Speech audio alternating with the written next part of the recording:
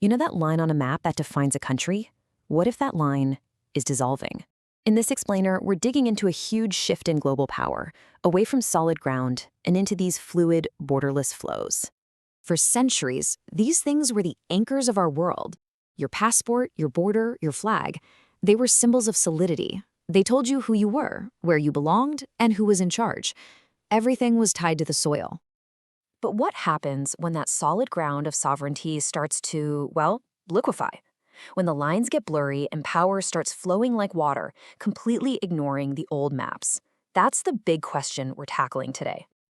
To really get this shift, we first have to look at the world we're coming from, a world where power was literally anchored to the soil.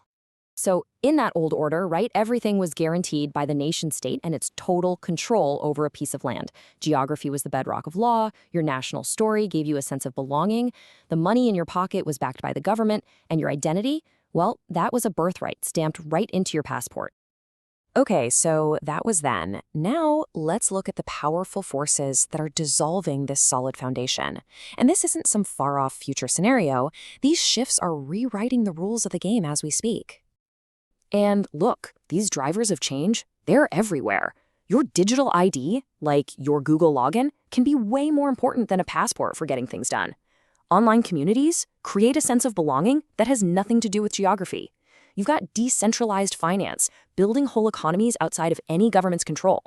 Even our stories are fragmenting, with national myths being replaced by global online tribes. All these flows together are wearing away at the state's traditional power.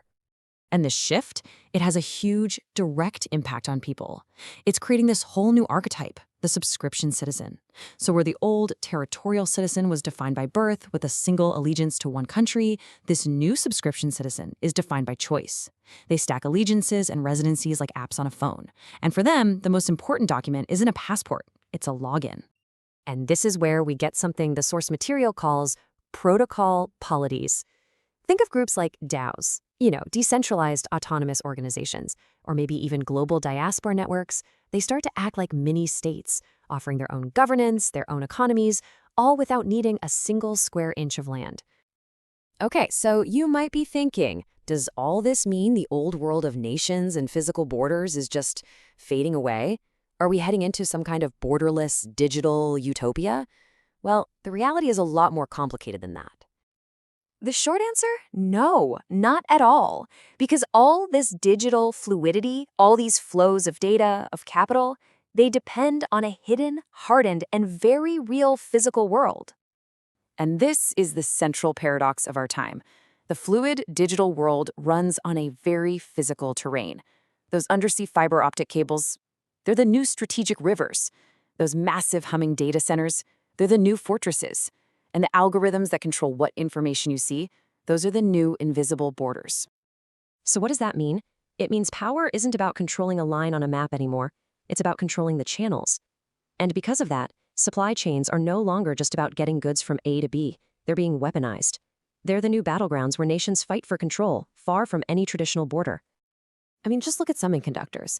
Taiwan produces more than 90% of the world's most advanced chips. Now, that's not just an economic statistic. It's a massive geopolitical lever. Control over that single choke point is absolutely critical in our digital age. And it's not just chips. Or think about the sea.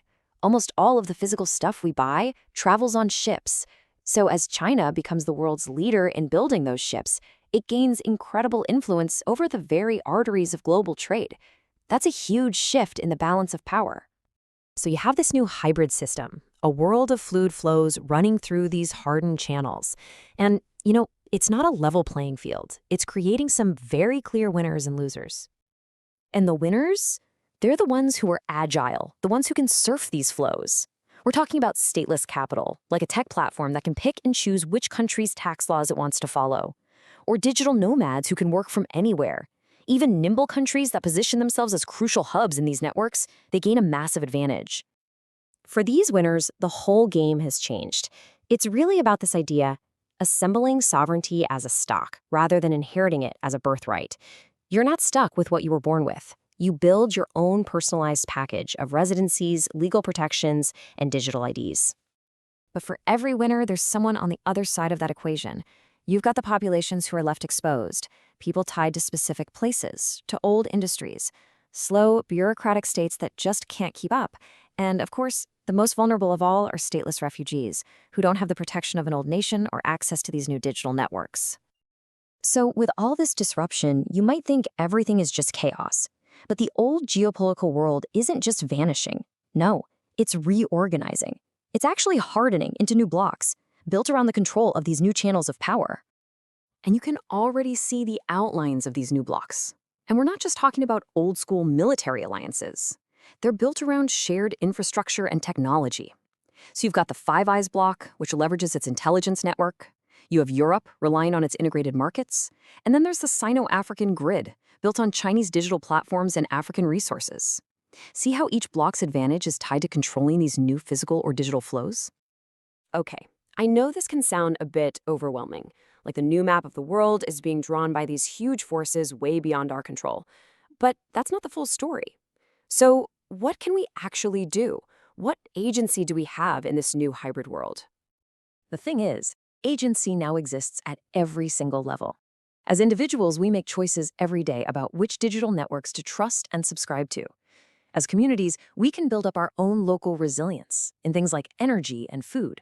And nation-states, they have to start competing for us, for subscribers, by offering real security, legitimacy, and a sense of meaning that goes beyond a passport. And that brings us to the final, crucial question. In a world where borders are dissolving and identity is becoming a choice, the map is literally being redrawn every day. So, the ultimate question isn't just about the future of nations, it's about you. In this fluid new reality, what are you anchored to?